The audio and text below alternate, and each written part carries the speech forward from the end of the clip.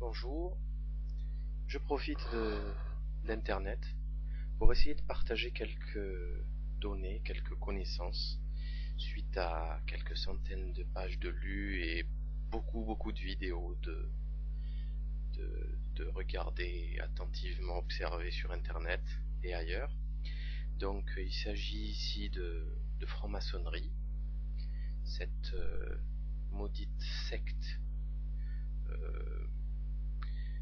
veuve, car il s'appelle enfant de la veuve, d'après la mère de l'architecte du temple de Salomon, Hiram, qui est dit fils de veuve, donc il se désigne comme les fils de la veuve. Donc cette maudite veuve qui n'a de cesse d'augmenter son pouvoir, totalement illégitime, puisque c'est une secte secrète dont le but et les membres sont cachés.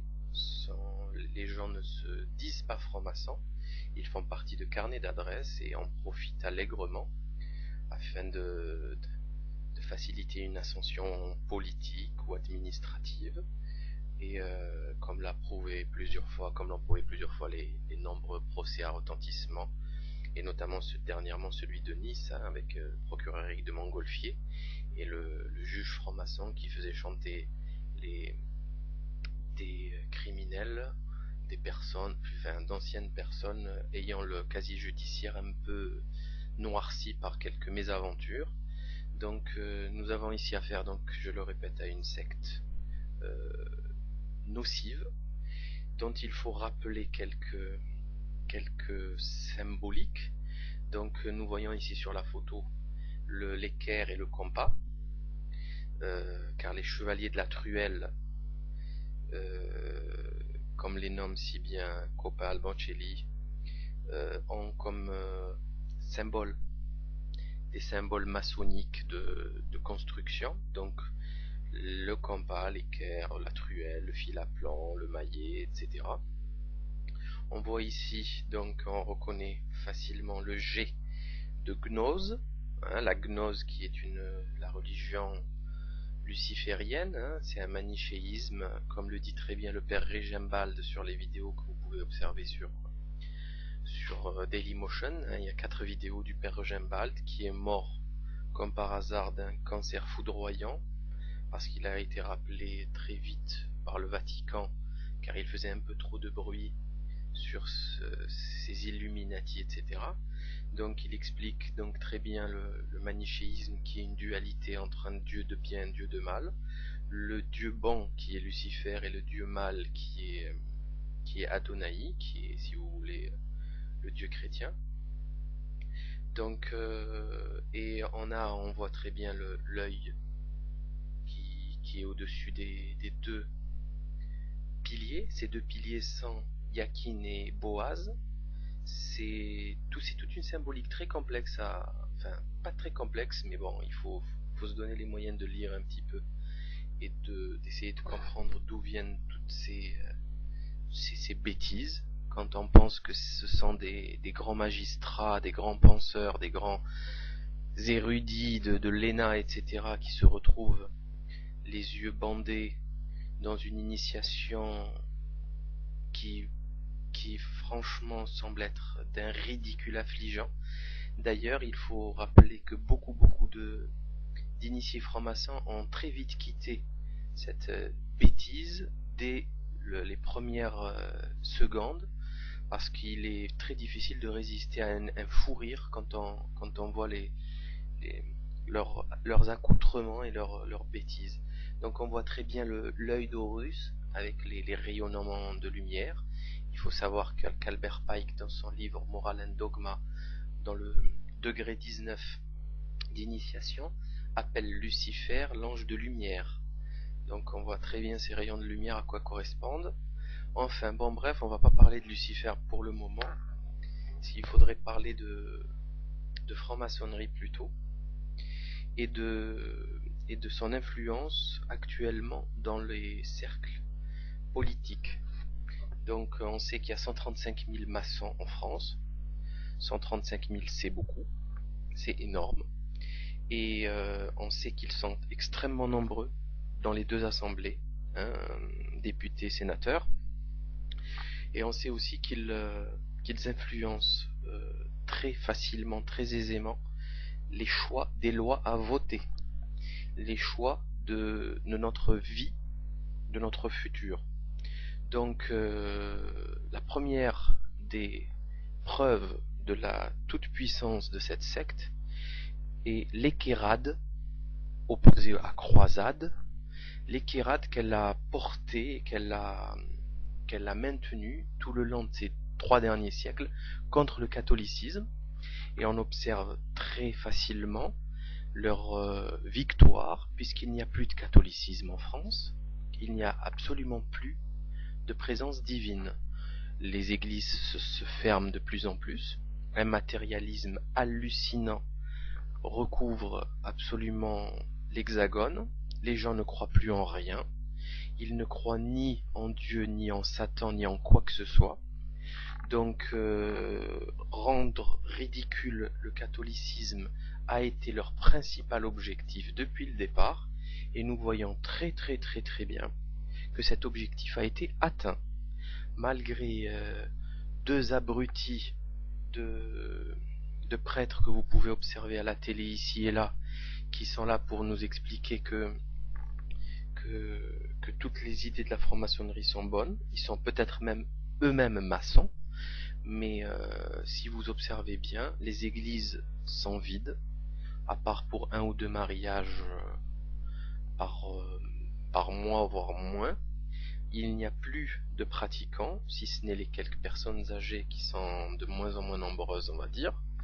Et on se retrouve avec des païens, des agnostiques, des athées, comme vous voudrez les nommer. Et on retrouve aussi cette dérision du religieux, notamment dans toutes les satires, dans toutes les revues, les guignols, etc., qui se moquent allègrement de tout ce qui est sacré. Mais il faut signaler qu'il est impossible, et au risque de perdre son emploi, sa raison, sa santé mentale, sa santé pécuniaire, il est impossible de se moquer de la franc-maçonnerie. C'est impossible. Je défie quiconque de le faire, car c'est eux qui dictent les règles. Donc avant d'aller plus loin, il est utile de rappeler qu'il n'y a aucune relation entre le judaïsme et la franc-maçonnerie, c'est-à-dire que toute critique de la franc-maçonnerie sera discréditée par un antisémitisme latent, entre guillemets. C'est l'excuse extraordinaire que retrouve tout le monde pour discréditer toute critique. Donc pas du tout, la plus grande partie des maçons ne sont pas du tout juifs, loin de là. Ce sont des Français de tous bords, de absolument toute couche sociale. Il y a une grande représentation, une bonne représentation de médecins, avocats, flics dans ces loges, mais on a vraiment beaucoup d'autres couches sociales ou d'origine religieuse diverses. Donc il faut arrêter cette absurdité et refuser catégoriquement cette critique, car elle n'est pas fondée. Donc on va continuer donc sur la question du nombre de francs-maçons. Donc ils sont 135 000, et ils sont extrêmement surreprésentés aux 2 chambres. Donc si on faisait statistiquement une petite étude, si on prenait les 65 millions de Français et les 578 députés, on fait une petite division et on voit combien de personnes, combien de citoyens sont représentés par un seul député. Donc si on doit prendre les 135 000 maçons et qu'on les reportait au nombre de députés, ils devraient être représentés par 2-3 députés grand maximum, par rapport au nombre d'électeurs bien sûr, pas au nombre de citoyens totaux. Donc si on reportait ce chiffre, on observerait une surreprésentation de plusieurs dizaines de fois des francs-maçons, qui ne représentent qu'eux-mêmes, qui ne représentent en aucun cas, absolument aucun cas, le peuple, hein. Donc pour tous ceux qui croient en la démocratie, Demos Kratos, pouvoir au peuple, je m'excuse de les décevoir, ceci n'existe pas. Donc voilà, c'est clair, net et précis, concis, cela n'existe pas, la démocratie n'existe pas, elle est entre les mains de mafieux, tout simplement, rien d'autre. Donc voilà, j'en ai terminé avec ma petite introduction et j'appelle les gens à se renseigner un peu plus sur tout ce qui est franc-maçonnerie, tout ce qui est société secrète. C'est un peu compliqué en prime abord, mais avec un petit peu de constance et d'effort, on peut arriver à avoir de très très bonnes connaissances du sujet sans aucun problème. J'appelle les gens à s'intéresser vraiment de très très près à tout cela, et à dénoncer toutes ces magouilles politiciennes et d'arrière-loge, car ce n'est que de la politique pour un seul but. Et le seul intérêt dans cette histoire, c'est d'essayer de comprendre quel est le but.